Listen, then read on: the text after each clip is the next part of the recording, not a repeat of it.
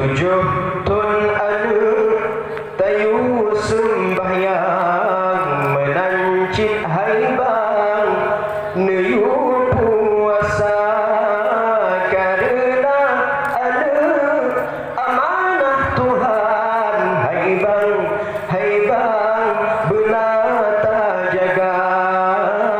haibang benata jaga bebacut araya neparuh ulang haibang ke anu agam yugulam raga betajuk cangkoi serta parang sayang didikan hana sayang didikan hana wahai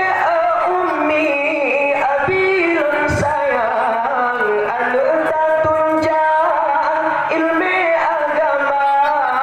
indah sekolah serta mendagang menghukum aturan hukum agama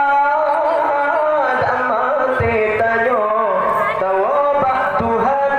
yang keanuan yang baca doa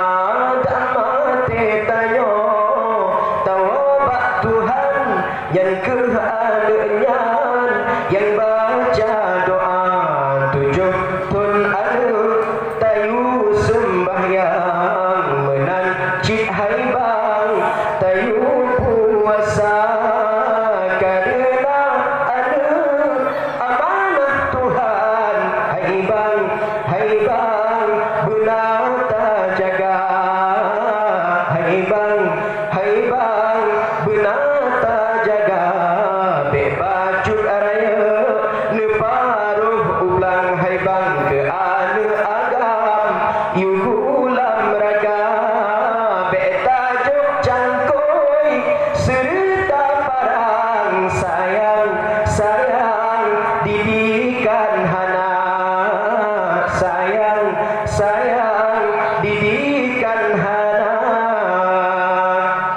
wahai ummi abilun sayang anu tatunjang ilmu agama indah sekolah